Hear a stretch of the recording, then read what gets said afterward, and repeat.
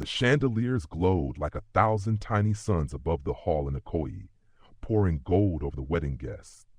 Champagne flutes clinked, the string band played high life, and every eye was fixed on the radiant bride, Chiamaka. She shimmered in her pearl-beaded gown, a diamond tiara catching the light as though even heaven approved this union. Beside her stood her groom, Chief Olumide Balogun, billionaire investor, silver-haired and broad-chested, savoring the envy his wealth commanded. It was a spectacle Lagos had not seen in years. Banana Island magnates, oil tycoons, senators, and society ladies dripping in lace and coral beads, everyone had come to witness yet another fairy tale. They whispered, "How does she do it? This woman has a charm no man can resist." Others muttered behind painted fans, "Her husbands don't last. Is it beauty or something darker?" But the music drowned suspicion. The toastmaster tapped the glass. Chief Olumide raised his wine high, voice booming across the hall. "To my bride, the jewel of Lagos, may our love outlast time itself." The guests erupted in applause. Laughter echoed. Cameras flashed.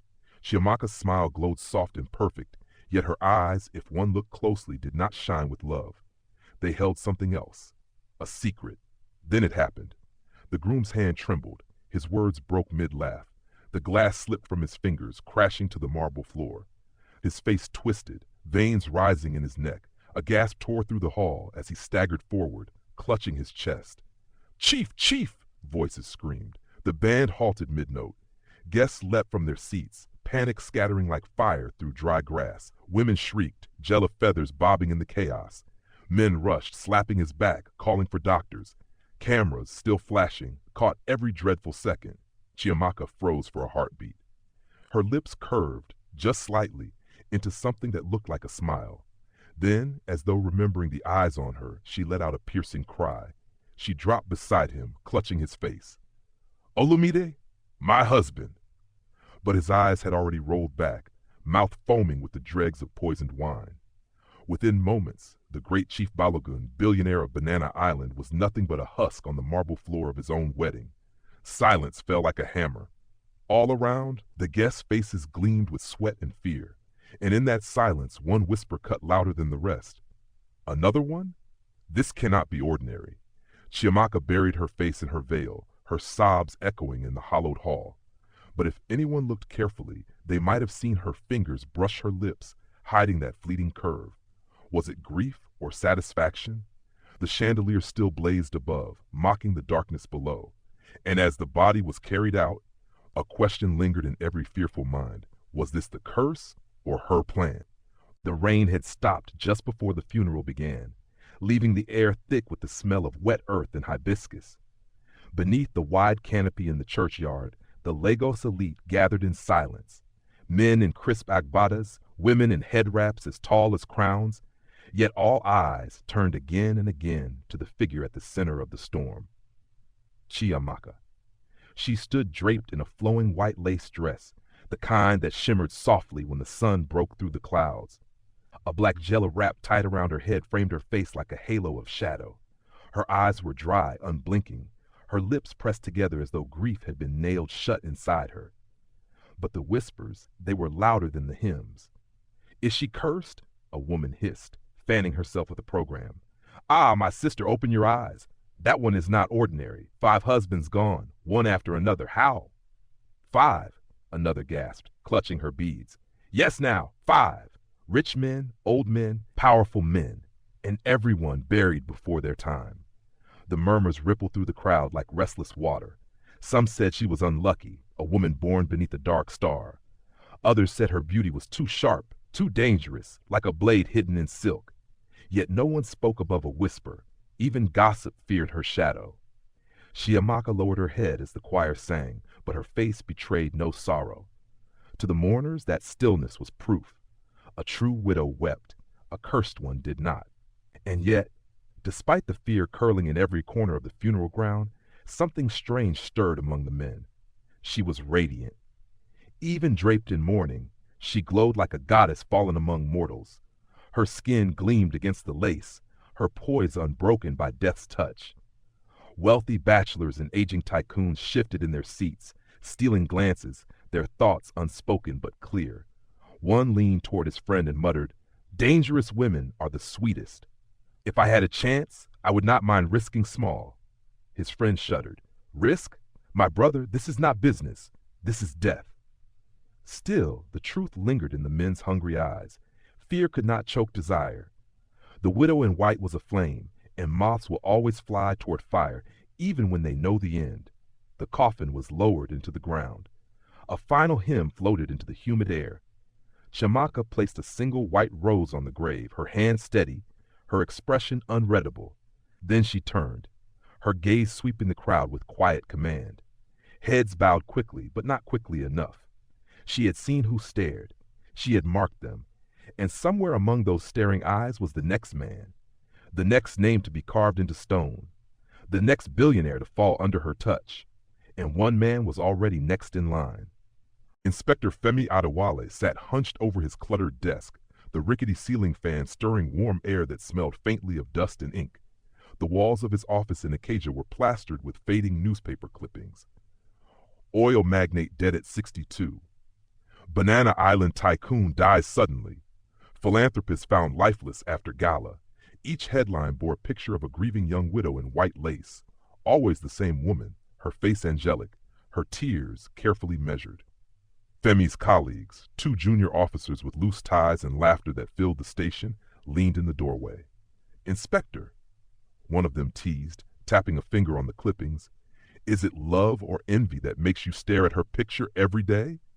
The whole of Lagos is enchanted by Chiamaka. Even billionaires fall at her feet. The other chuckled. Maybe our inspector just doesn't like that she won't look his way. Their voices grated. Femi did not answer at first. He kept flipping through his notes, pen underlining the same phrase in his careful handwriting. Cardiac arrest. Cardiac arrest. Cardiac arrest. Finally he spoke, voice low but firm. Too many men of power, all dying in the same manner, all tied to the same woman. You call it luck? I call it a pattern. The laughter dimmed but did not vanish. One shrugged. Inspector, the big men eat too much, drink too much. Rich man's sickness, nothing more. Femi's eyes narrowed. Then explain this. He pulled a fresh clipping from his drawer, a society column describing her latest wedding. Beneath the glossy photograph, the reporter noted the bride's unusual jewelry, a golden ring shaped like a serpent, its mouth resting against her finger. Femi tapped the image. She never removes this ring, and in every case the husband complained of a bitter taste before death. Tell me, is that coincidence too? The junior officer shifted uneasily, but still smirked. Inspector, you read too many novels. A ring that kills? This is Lagos, not a folk tale. But Femi felt the cold certainty settle deeper in his chest. He remembered his own sister's sudden collapse years ago after a suitor's dinner. Doctors had said cardiac arrest then too. No proof, no justice. The memory burned. He leaned back in his chair, the creak of the wood filling the silence. You laugh now, but I will follow her, quietly, patiently, and when the mask slips, you'll see what I see. He pinned the serpent ring photo to the wall, just above the others. The faces of 5 dead billionaires stared back at him, and beneath them, the calm, beautiful smile of the woman who had outlived them all. The junior officers exchanged a glance, shrugged, and walked off, muttering about wasted time. But Femi remained still, eyes locked on that face. He whispered, as though warning himself, the closer I get, the more dangerous she becomes. The mansion loomed over Banana Island like a palace of glass and marble, but its servants' quarters told another story. The walls were peeling, the air thick with the scent of kerosene stoves and damp clothes left too long in buckets.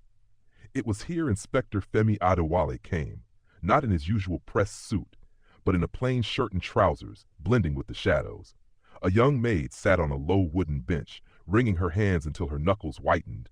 Her eyes darted toward the main house as though the walls themselves were listening. Talk to me, Femi urged gently, lowering his voice. I'm not here to harm you. I only want the truth. The girl shook her head, whispering, Sir, if Madam hears I spoke, I am finished. She has eyes everywhere. Femi leaned forward, his tone sharp now, each word clipped. 5 men have died under her roof. Do you want to be the next buried without a name? Speak. Silence stretched until it nearly snapped. Then the maid bent her head, words spilling like broken beads. In that kitchen there is no salt, No seasoning cubes, only powders. Femi frowned. Powders? She nodded quickly, voice trembling. Yes, sir. Small jars, hidden in baskets and tins. White, brown, red. Some she wears in that ring. I swear it. I once saw her twist the ring and the powder fell like sand into a cup of wine. For a moment, the hum of the ceiling fan seemed louder, like a restless spirit circling above them. Femi's jaw tightened. He had suspected poison, yes, but a ring carrying death passed from hand to hand, glass raised in laughter before collapsing into silence. That was something darker, older, almost folkloric. Do you know what the powders are made from? He asked. The maid shook her head violently. I do not want to know. I only know this. Men come to her strong, boasting, their stomachs full of pepper soup and champagne. After some weeks, they leave in coffins. That is all. Femi rose, pacing the small room. The image burned in his mind. Chiamaka at the long wedding table, her jeweled hand resting lightly on her husband's arm, the glittering ring catching the light, its secret unseen by anyone else. A proverb from his grandmother's lips returned to him unbidden. The calabash of sweetness may hide a serpent inside. He turned back to the maid, lowering his voice again. If what you say is true, then her wealth is built on death, and death leaves traces. I will find them. The girl clasped her hands, whispering a prayer under her breath, as though speaking had already sealed her fate. Outside, the mansion lights glowed against the night, golden and untouchable. But in the servant's trembling voice, Femi had found the first crack in Chiamaka's glittering empire. He stepped into the humid night, his jaw set. No salt, only powders. The words echoed like an incantation, and all fingers pointed to the ring. The yacht glided across Lagos Lagoon like a ghost, its lights shimmering on the dark waters. Inside, the deck was transformed into a private paradise, string lights swaying with the breeze, a violinist hidden in the corner, champagne chilled in silver buckets. To the world, it was romance. To Chiamaka, it was business. Her new suitor, Chief Oyenuga, leaned back in his chair, his agbada stretching across his round frame. A man with too much money and too little attention at home, he looked at her as if she were the only jewel worth owning. His laughter boomed over the soft music, drowning out the creak of the waves. You are a blessing, Chiamaka, he said, reaching for her hand. I thought life ended at 60, but you, he chuckled, shaking his head, you make me dream again. Chiamaka smiled, tilting her head so the candlelight caught her flawless cheekbones. Her eyes shimmered with practiced tenderness, but inside, she was already measuring the weight of his assets, the reach of his companies, the vaults he never spoke of, but she knew existed. As his hand lingered on hers, she shifted slightly, her fingers brushing against his. The gold band on her finger gleamed, catching the light. For him, it was an ornament, delicate, exquisite. For her, it was the sharpest weapon she owned. Chief, she purred softly, her voice low and coaxing, you mustn't drink too fast. The night is young. He laughed again and reached for his glass of red wine. The lagoon air carried the faint scent of salt and engine oil, but here on the deck, the world smelled only of expensive cologne and roasted peppered prawns cooling on the plate between them. When he turned to call the word, Chiamaka's hand moved. Smooth, fluid, rehearsed 100 times. A subtle twist of the ring, a flick of her wrist, and the faintest dust fell into his glass. Invisible, tasteless, certain.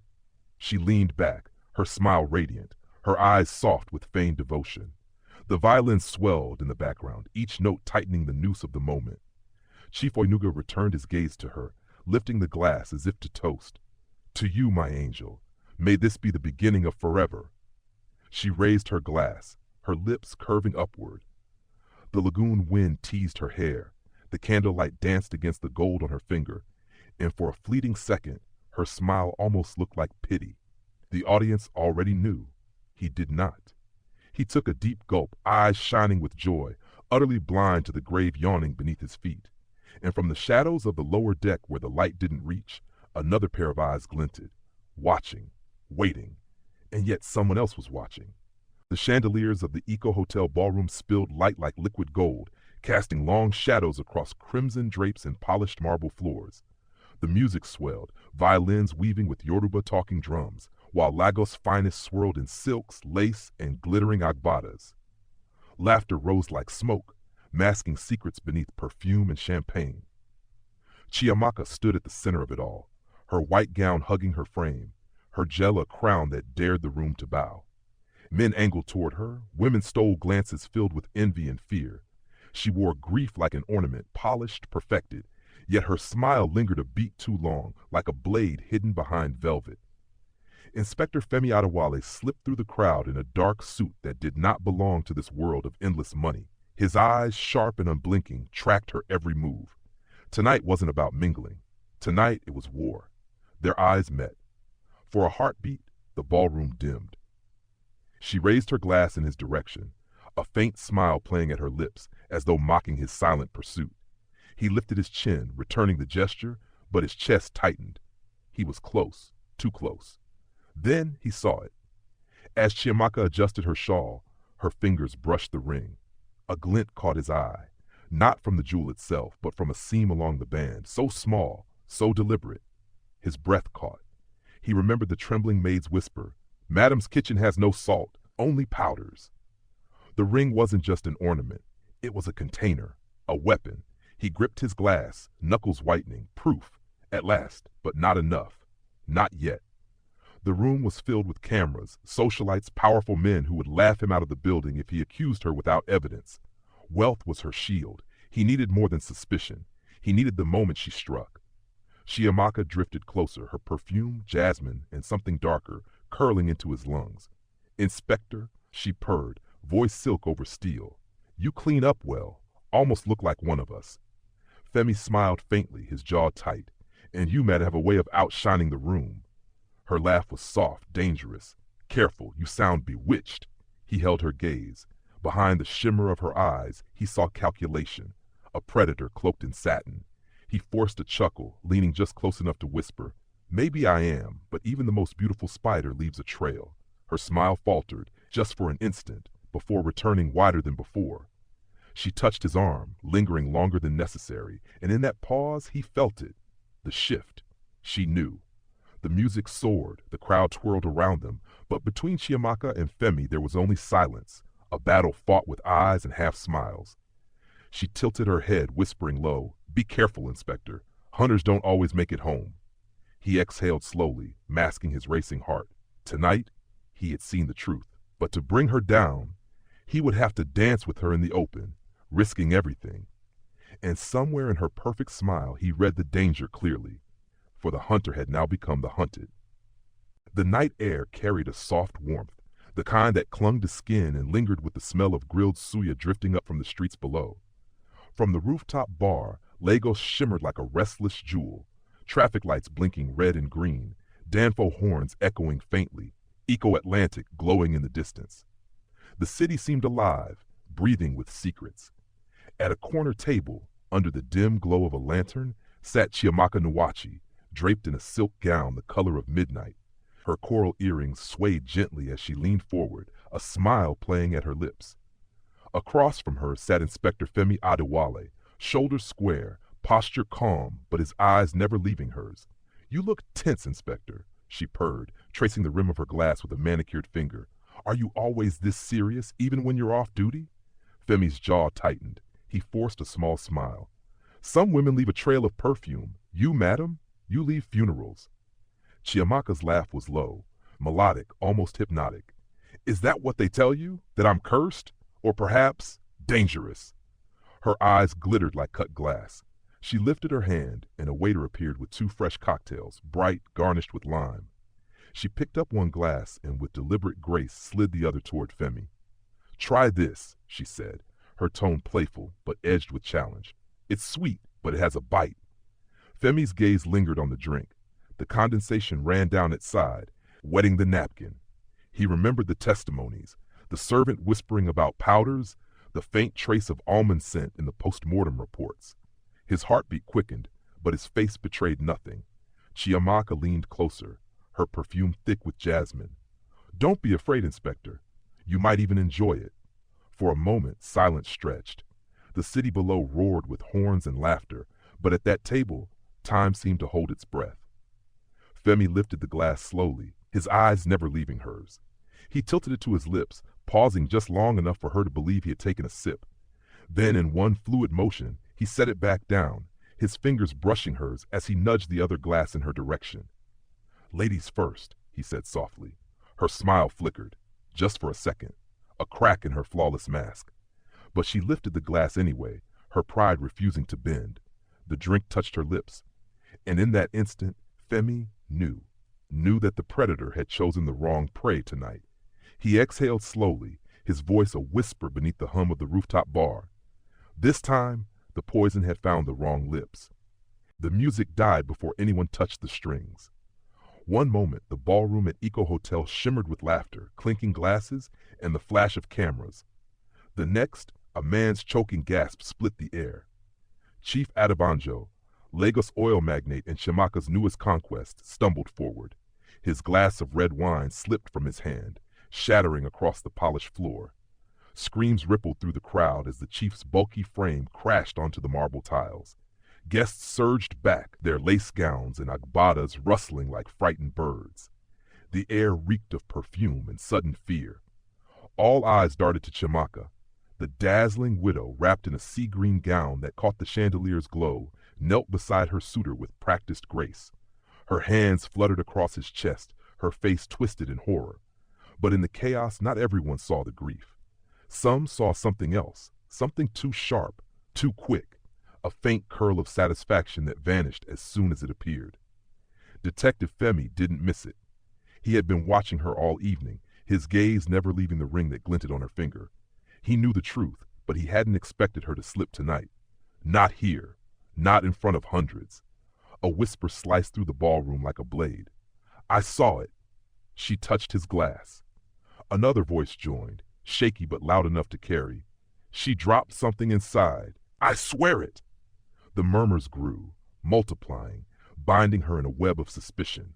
Chiamaka froze, her spine stiff, her eyes scanning the faces around her, hungry, accusing faces, their fear now edged with certainty. For the first time, her mask cracked, her painted lips trembled, her breath came too fast.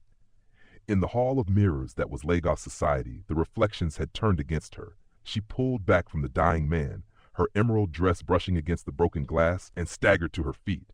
"Lies!" she hissed, her voice cutting through the din. "Do you think me, Chiamaka Nwachi, would poison my own husband?" But the denial sounded thin against the pounding drums of panic. The guests were no longer whispering, they were pointing. Some clutched their rosaries, others muttered prayers.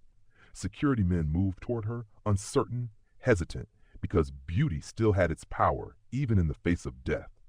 Femi stepped forward, steady, eyes locked on hers. He didn't raise his voice. He didn't need to. "The ring, Chiamaka. Show them the ring." Her hand twitched toward it, an instinct, a reflex. And that twitch sealed her fate. Gasps tore through the hall. She realized it then. The room had turned jury. The court of high society, fickle and merciless, had already sentenced her. Chiamaka bolted. The crowd parted in shrieks as she snatched her clutch, heels clicking frantically against the marble. Within seconds, she was gone, through the side doors, into the Lagos night. The guests remained frozen, torn between shock and morbid fascination. Detective Femi followed, his footsteps echoing with grim finality. But Lagos streets can swallow even the most beautiful. Midnight in Lagos. The city pulsed with restless energy, horns blaring, Danfo buses coughing smoke, the glow of roadside suya fires cutting through the night.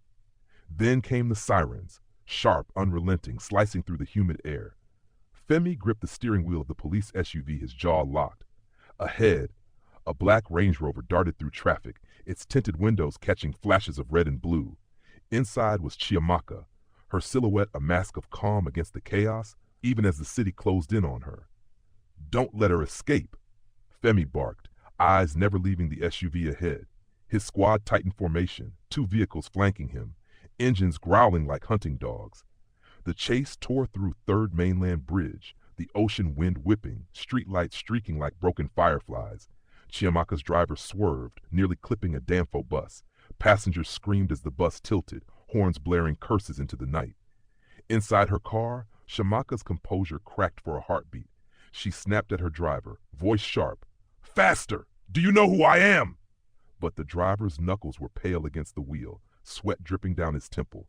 He knew the truth. Money could not outrun bullets, nor erase the ring now displayed on every breaking news alert. The net was closing. "Madam," he stammered, "we can't win this. Police everywhere." "Drive," she hissed, fingernails digging into his arm. "Drive, or I swear you'll regret." Her threat was cut short by the wail of another siren. A police truck barreled from a side street, blocking their path.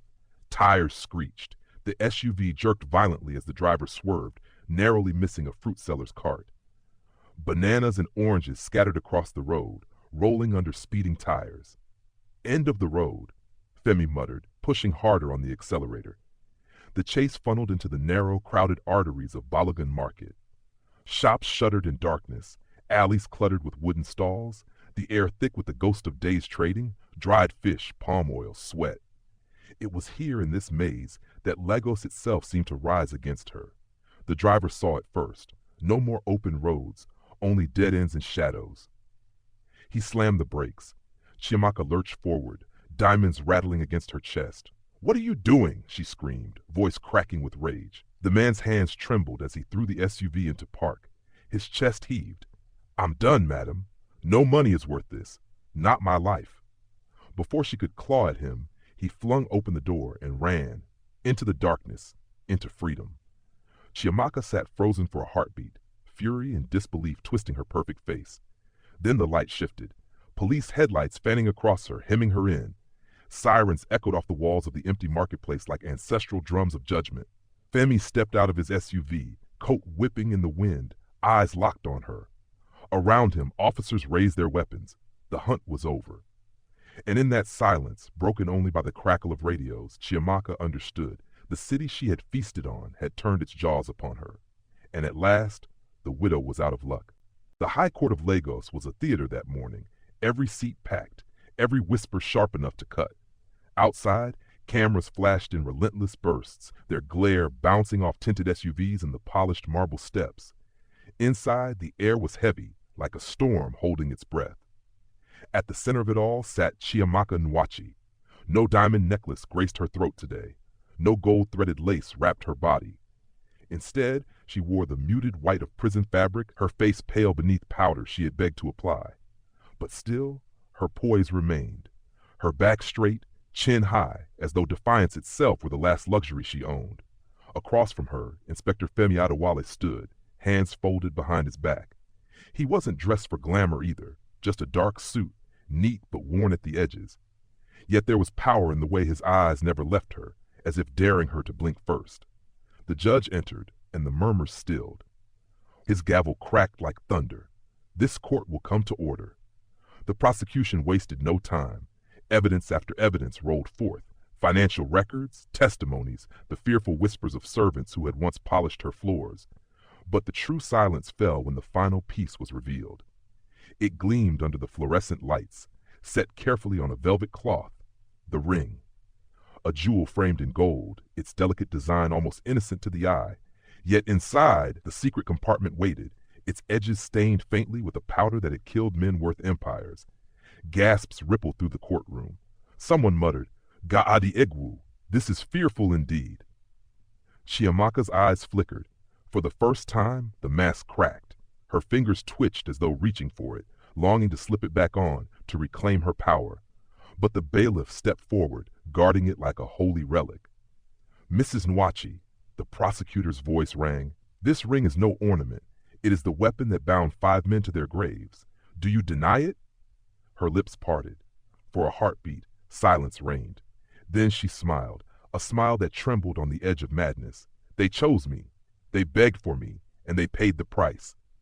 A wave of murmurs surged through the gallery. Reporters scribbled furiously. The judge raised his hand, cutting the air. "Order!"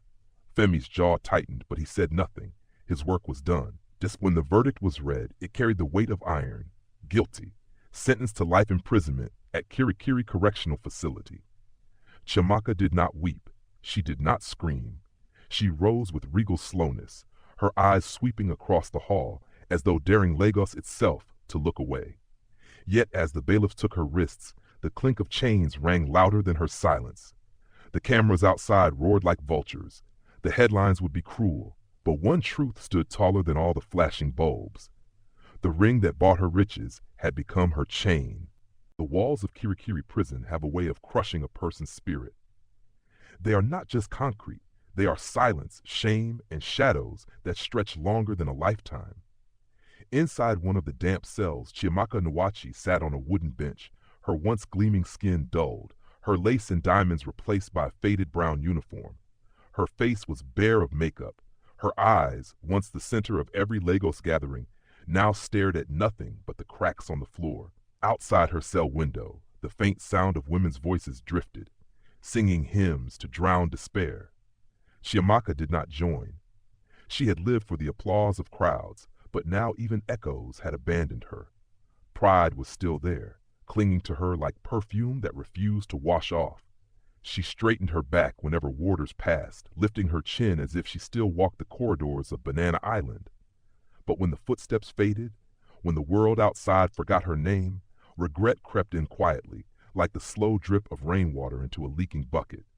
She thought of the men she had buried, wealthy, powerful men who believed her beauty was their last companion. She thought of the poisoned kisses, the faint smiles she hid behind tears, the luxury houses she claimed as widow's inheritance. For a while, it had felt like victory. Yet sitting in this cage, stripped of all finery, she understood.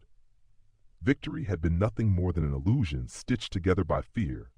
Her lips trembled as words slipped out, barely a whisper, yet heavy enough to echo in her skull. I only wanted to be safe. Safe from poverty. Safe from hunger. Safe from ever being the powerless girl she once was. But safety, bought with poison, had become its own curse.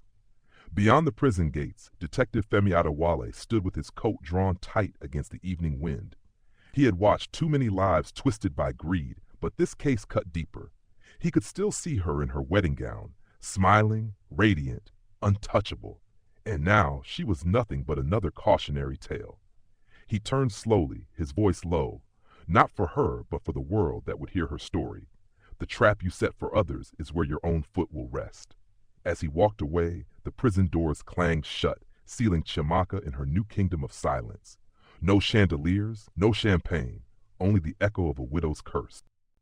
Thanks for watching. If you enjoyed this story, don't forget to like, subscribe, and drop a comment below. We'd love to hear your thoughts.